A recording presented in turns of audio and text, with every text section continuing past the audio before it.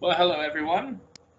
Now, don't adjust your computer screens. I was about to say TV set, but computer screens in this scenario. Uh, you have not tuned into the wrong session. This is still Teams Fest. This session is all about auto attendants and call queues in Office 365. Now, my name is Craig Chiffers. I'm a principal architect here in Sydney, as well as a Microsoft MVP in the Office Apps and Services space, mainly focusing on Microsoft Teams, and obviously still focusing a little bit on Skype for Business as well. Now, I wanted to get away from the computer for this evening and do something a little bit different. I know we've been spending a lot of time in front of the computer recently with Teams and Zoom calls and what have you, and you know, face-to-face meetings is a little bit hard at the moment.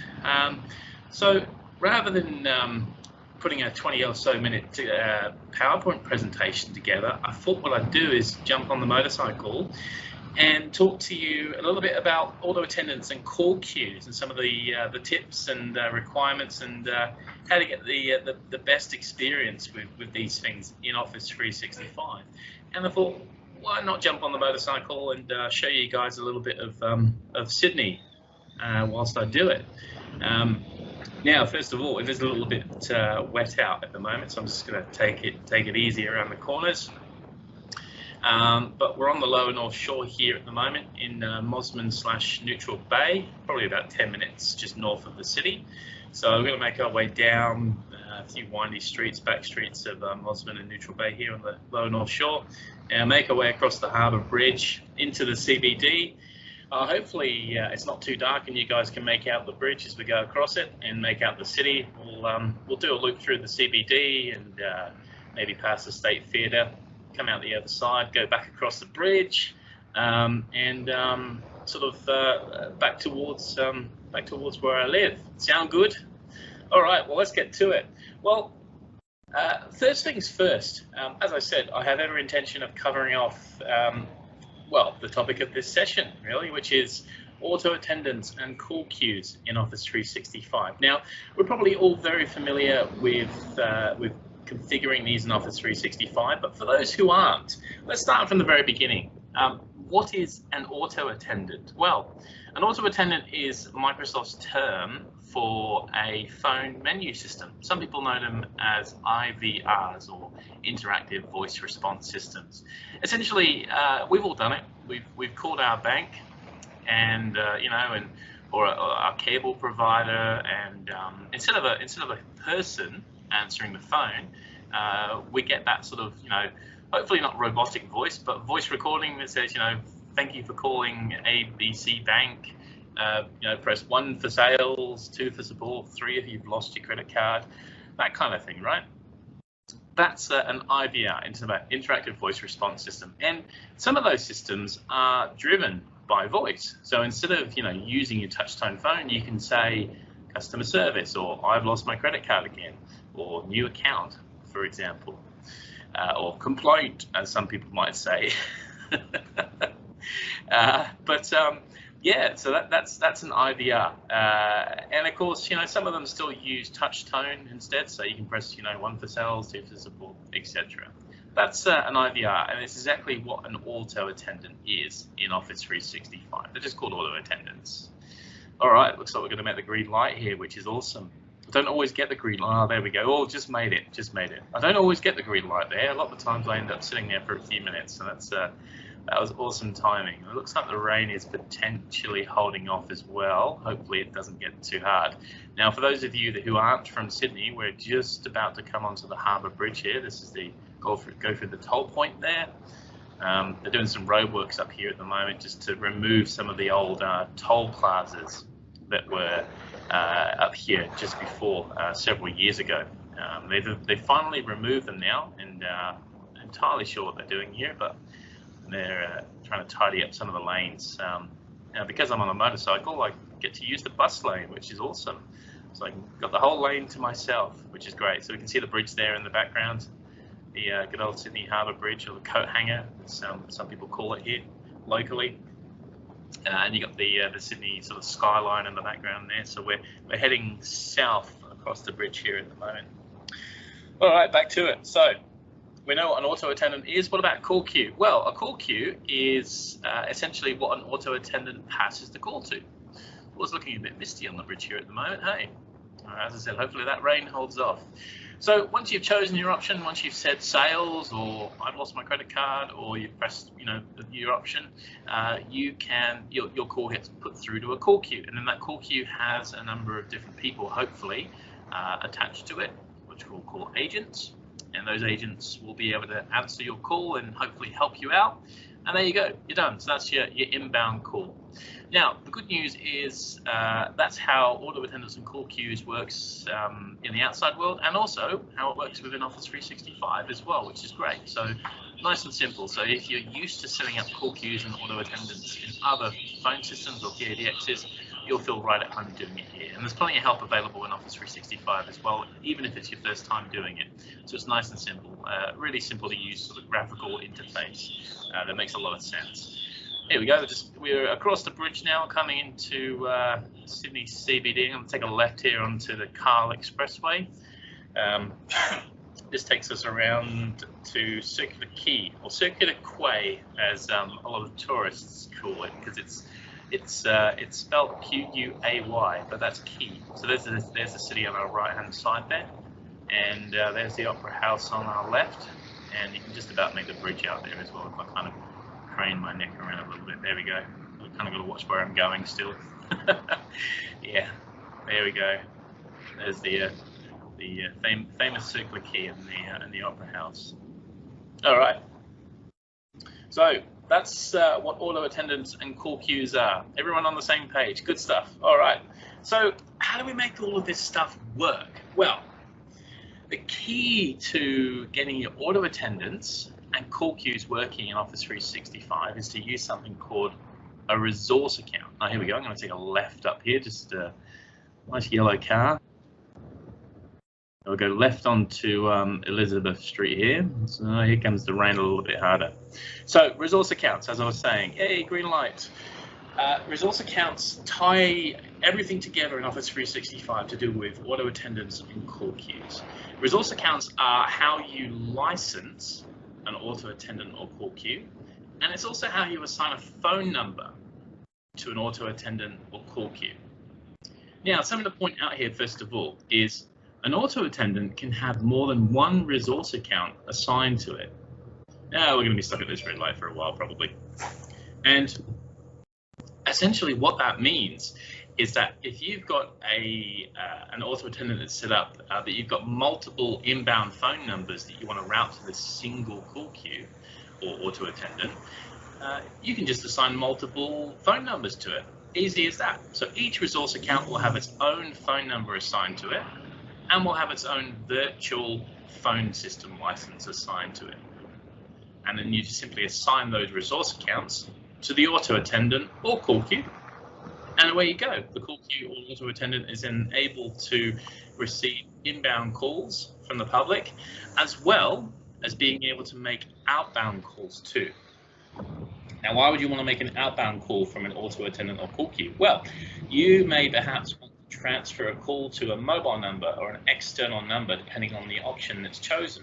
Or maybe you want to send a call outbound after hours to someone's mobile, for example. Oh, here we go. We're just going to turn left down here and go towards Martin Place in the city here. So we've got the Channel 7 News building on the left-hand side there. That's the TV studios there, you can see. And this is Martin Place here at the moment, on the left and on the right. Now, a lot of this is under construction because they're building the Metro, which is a new underground train system. That's all that kind of black and blue and in white signage you saw back there. They're building basically a new station underground there at Martin Place. Still heading south on the city, in the city at the moment. Coming up sort of to St James Station now, which will be up on our left very shortly. Now, back to resource accounts and licensing. So, as I was saying, you assign a resource account to a call queue or auto attendant, and then you assign a virtual phone system license to that resource account, and then that enables you to assign a phone number to the resource account, and that's how you assign a phone number to a call queue or auto attendant. Now, if you've got an auto attendant that answers all of your main inbound numbers, but then you've also got sub menus that you want to set up as well to route calls through the different departments, that's entirely possible to do that, and there's no need to assign a virtual phone system license those nested call groups, call queues or auto attendants. I think we're going to turn right here and head down towards the State Theatre. I think that makes sense.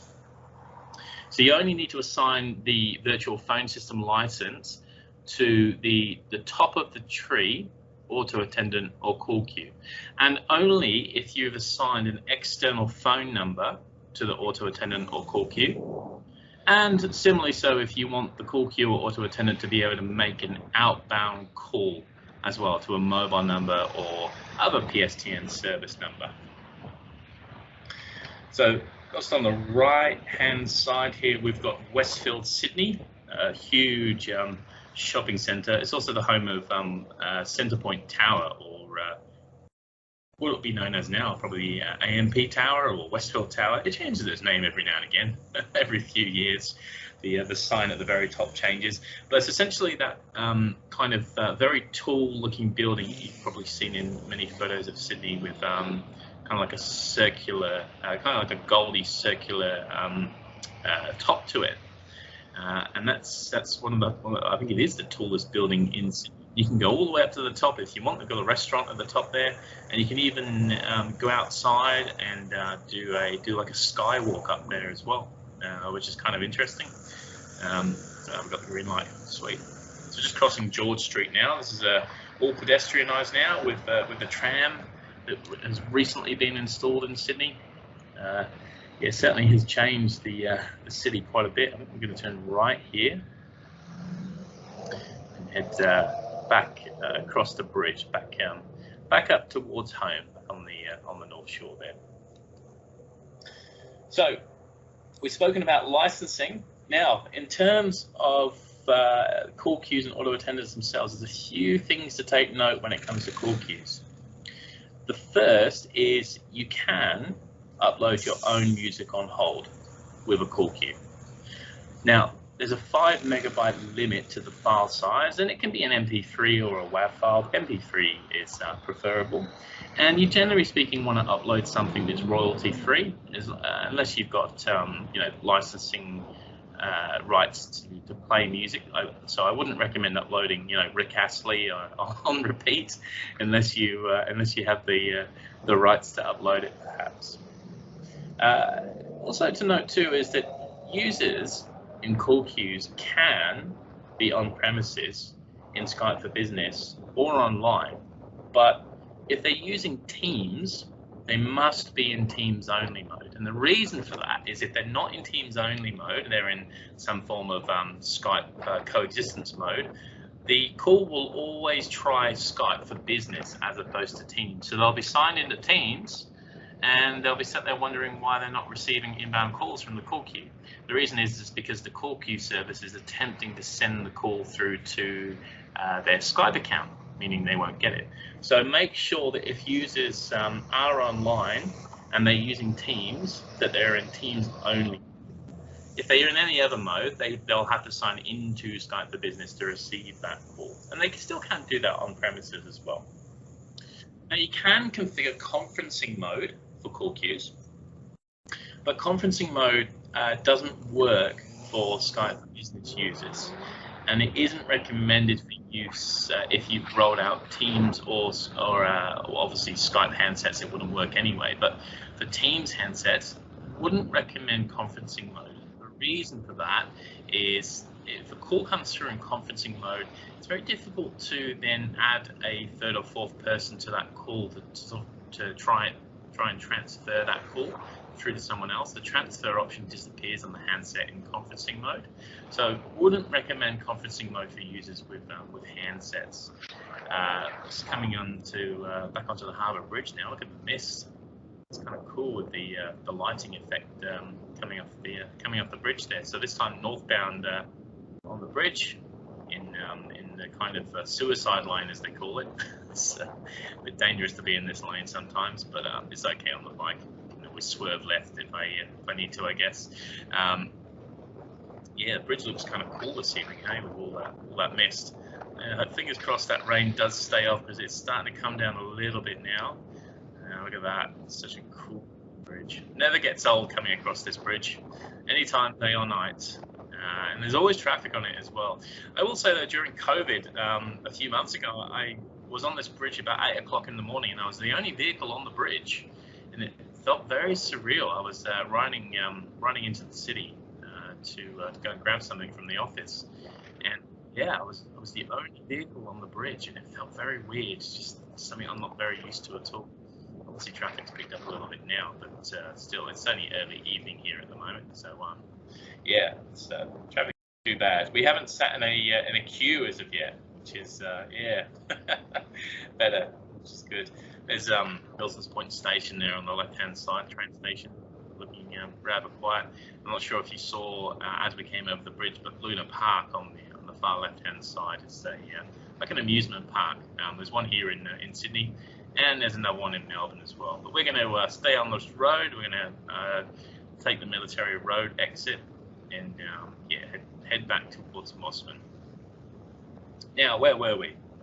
Yes, so call queue. So as I said, if your users are online, make sure they're Teams only mode users. Otherwise, yeah, you're going to have problems with calls being transferred if they're in Skype interop and they're not signed into Skype. In terms of user counts, you can have 20 agents in a call queue if you manually add them, or you can have up to 200 if you add them via an Office 365 group. Groups are much easier, simpler way of managing large groups of users. So would recommend using Office 365 groups if you have the opportunity to do that. Otherwise, if you've got a small subset of users, 5 or 6 different agents that you just want to add to a call queue, then you can just add them manually. That's it's pretty simple to do that. And of course, you can delegate permissions as well to allow other people to manage those call queues as well if you wish. If you want a manager to go in and make changes every now and again to who's within the call queue itself, they can do that. You can do some other things within the call queues as well. You can turn on the ability for agents to sign in and out of call queues if they wish. So instead of users just completely signing out of Teams to stop inbound calls, I think that guy went for a red light then. There you go. Always got to have your wits about you on the bike, hey. Yeah, instead of having having users sign in and out of Teams to stop call queues coming in, or calls from the queue coming in, they can just sign out of the call queue if you tick that option within the Office 365 portal to allow your users to do that if you wish. A couple of new additions to call queues as well to take note of. I'd say one of the largest ones here is the fact that you can now forward calls to voicemail mailboxes. So inbound calls, previously, you only had a couple of options of how you could route that call if it remained unanswered. And there were some kind of trickery things that you could do to get that call to route. Oh, I'm going to get out of the way of the bus. Yep. Never a good idea to sit alongside of a bus for too long, especially when it has its indicator on. Where were we? Yes. So if you want to route the call through to voicemail now, for example, if the call remains unanswered, you absolutely can do that now within Teams itself. So within the Teams admin center, the option is now available in the portal. So you just go into the portal, go into your existing call queue if you already have one, or create a new one, and you'll now see the option to forward calls through to a voicemail mailbox. And all you need to do is enter the address of the mailbox. Make sure the mailbox is in Exchange Online as well. Otherwise, you'll have to set up a forward to an on-premise mailbox, which is possible, just an extra step is all. So would recommend, where possible, having your voicemail in Office 365 online. All right, So we're back on the lower North Shore now. This is just coming through Cremorne. Coming up actually just on the left-hand side, very shortly here, is the Orpheum Cinema. Beautiful, beautiful Art Deco cinema. Highly recommend it. If you're in Sydney, yeah, highly recommend checking it out. It's called the Hayden Orpheum. It's a beautiful Art Deco cinema, and they show all kinds of old school movies in there, as well as the new ones as well. But it is kind of interesting watching some Back to the Future or Die Hard or Star Wars or something like that in kind of like old surroundings, eating a chopped top and slurping on a frozen Coke or something like that. Yeah, no, it's good. Highly recommend it. Very much so. So lastly, just a couple of tips for you when it comes to setting up call queues and auto attendants. And the first one I think is important to point out, and that's don't have too many options in your call queue or your auto attendant. So if when you call up these places and they say, welcome to ABC Bank, press 1 for sales, and you press 1, and they say, for sales on Monday, press 1.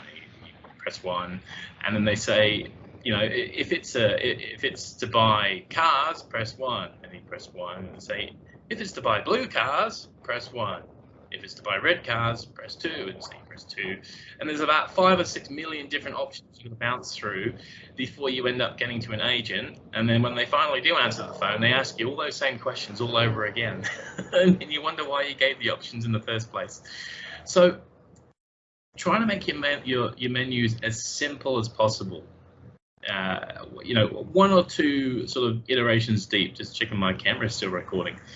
Where possible, 1 or 2 levels deep. Any more than that, people sort of get frustrated and they get lost. So keep it simple. Simple is important.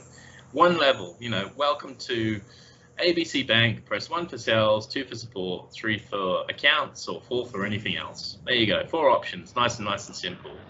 And don't just give options just for the sake of it. If options 1 and 2 go through to the same person, see if you can combine them. Keep it simple. Only have those options where necessary. And also try and ensure that you set up an option that routes people straight through to a human being. Like 0 is a great button to configure as the operator. Put it through to a receptionist or someone that can help at least route the call. And if you're using voice, set up keywords such as representative or customer service as an option, so that if people say those keywords, you don't bombard them with menu options. You just put them through to a human being that can help. I'll make that light just about. There we go. Perfect. All right. I think that's about time. Well, thank you so much for joining me on this interesting journey. I know it's been a little bit different than what we're used to, but we do live in different times at the moment. So I thought I'd mix it up a little bit and just concentrate on riding the motorcycle and showing you a little bit of Sydney. Key takeaways from this session. Number 1, keep it simple. Keep your call queues simple. Number 2, your virtual phone system licenses are for assigning to resource accounts, and resource accounts are what you assign to a call queue or auto attendant that you want to assign an external number to. That's either a service number or a number that you use from direct routing. All right, cool. Thank you so much, everyone, for joining. I hope you enjoyed the rest of your day and the rest of Teams Fest.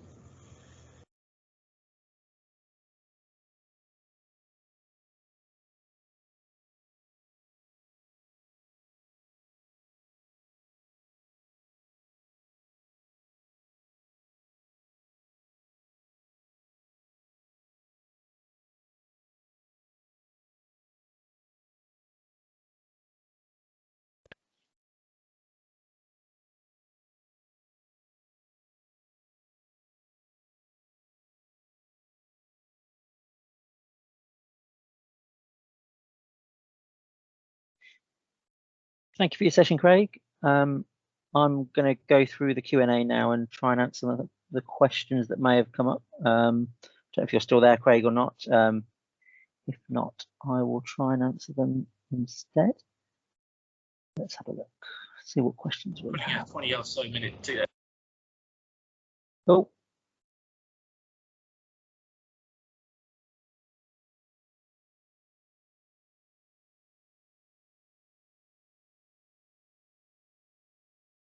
Okay, I'm not sure if you're there or not, Craig, but I'll get started on some of the questions, see if I can find them. Sorry, yes, I am here. I was just changing all of my audio settings. Oh, okay, no worries. Yes, I'm here. First of all, thank you so much for everyone joining. I know this was a lot different than probably what you were expecting. I had originally planned to put some slides together, and I thought, you know what, let's do something completely different.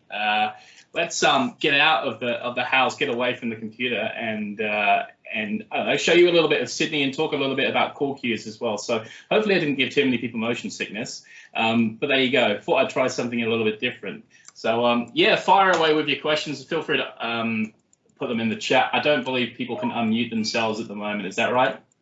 That's right. Yeah. I mean, if someone does want to speak, then if they raise their hand, then I can make them a presenter so they can quickly speak. Yeah, beautiful. I guess the first question now from William, and that's a really good question I hear all the time, not just for call queues, but also for anything Office 365 related. Now, in terms of where to go for roadmap, everyone should make note of the Office 365 roadmap address, and I'm going to type it into the It's very easy to remember. It's aka.ms/Office 365 roadmap. Now, that's the #1 source of truth for announcements and changes within Office 365. That's where you want to go first of all if you've got a burning desire or question for when a feature is going to be released.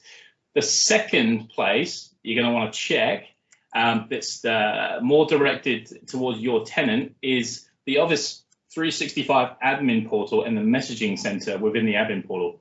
So Microsoft are really, really good at publishing when changes are going to be happening and when they are directly going to be happening inside of your tenant as well. So inside the messaging center, excuse me, you'll be able to check to see when, first of all, that change is going to happen. Secondly, what the change is. And thirdly, exactly when it will happen inside of your tenant, because your tenant may receive those changes at different dates. The third thing I'll say there as well to William and everyone else is keep an eye on Twitter and LinkedIn. We blog quite heavily about these things, about changes that are up and coming. Quite often, the very first place that you'll see an announcement is on Twitter. So if you're not already following the hashtag Microsoft Teams, highly, highly recommend that you do that. It's a really good source of blogs and information and the very latest information there as well.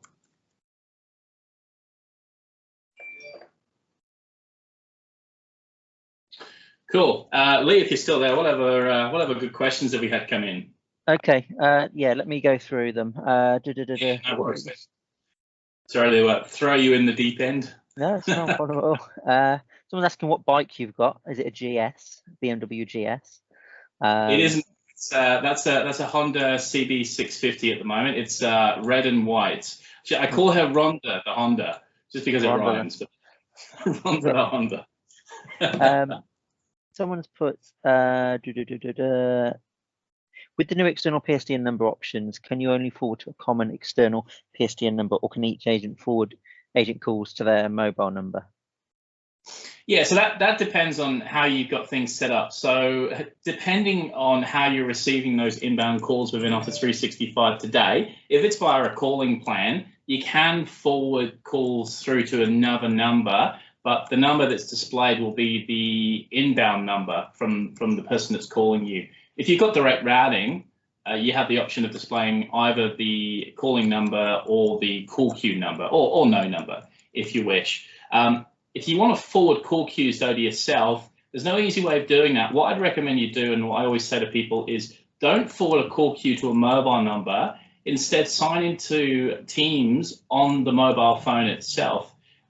Generally speaking, we all have pretty up-to-date mobile phones. Hopefully no one out there is still rocking a Nokia 3210. If they are, if you lose your hammer, you can still use it instead. But Yeah, download the Teams app on the mobile phone itself, sign into Teams, and answer the calls in the call queue that way instead. Wouldn't recommend forwarding where possible. Okay, great. I think this one's already been answered, but if a user is in multiple call queues, does the toast notification indicate what call queue is being called? It does, yes. And yeah, thanks very much for the answer from Forsten Pickham there. It does, absolutely. And that's a key thing to point out as well. Those of you that came across from Skype for Business will note that if you're a member of multiple call queues, you'll also get the name of the call queue appear in the toast pop-up. The toast is the little pop-up window that appears in the bottom right-hand corner of your active screen and tells you where the call's coming from, and then obviously gives you a few options of what to do with it. Okay. I think there's another question around. Let's have a look, see if there's any more at the bottom. There's a lot of text, so I'm just trying to pick them out in the chat. No problem. Let's have a look.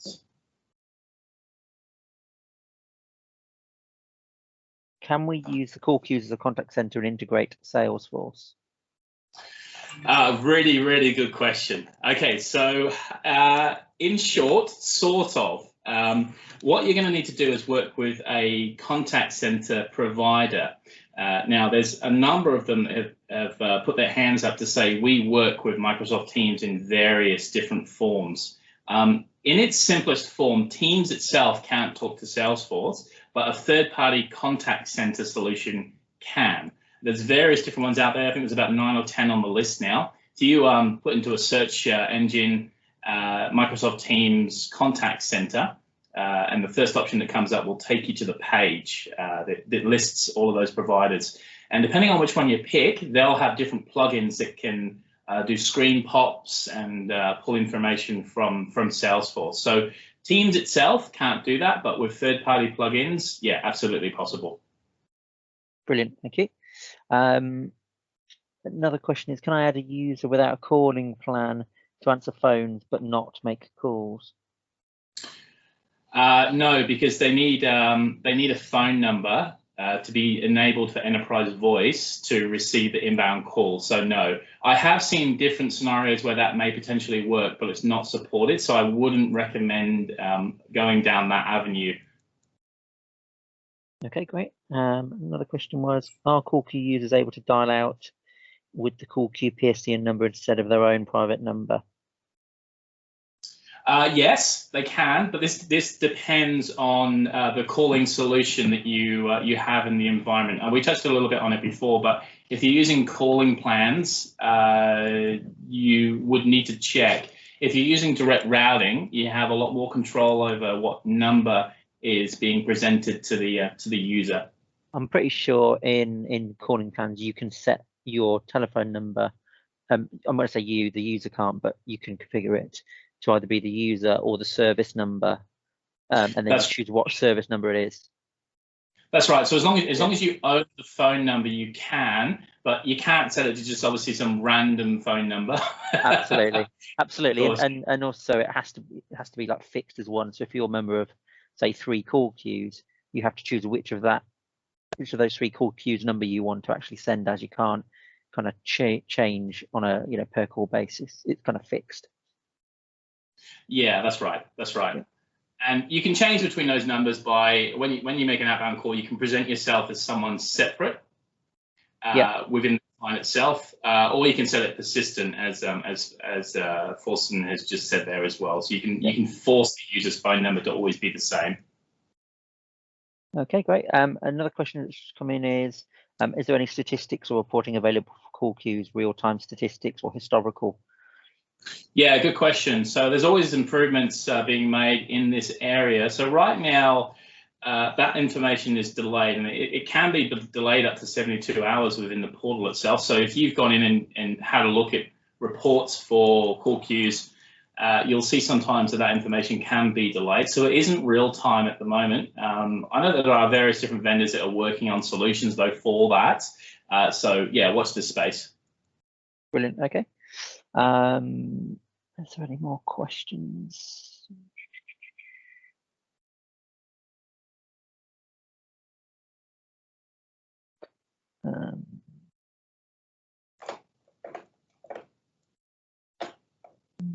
realise it's quite early in the morning there for you, Lee, at the moment, right? So it's at 8 something in the morning, 8:30. Yeah, it's about 8:30. Yeah, so it's not too. Yeah, started at, yeah. So I guess we would have started at 8. So yeah, not crazy, but yeah. Oh, that's good. That's good. As long as you've had your coffee. Absolutely, absolutely. So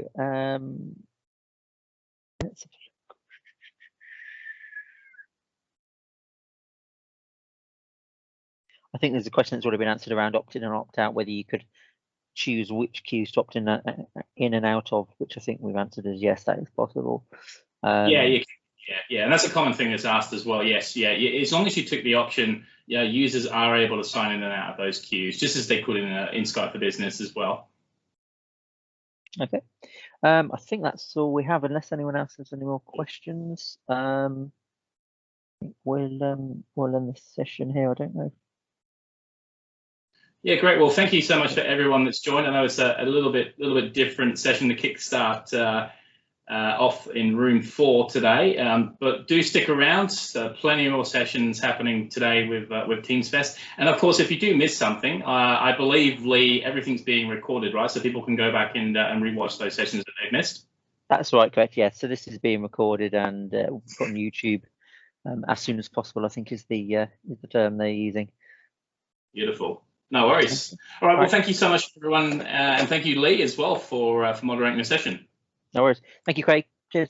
Thanks, everyone. Thanks, everyone. Bye.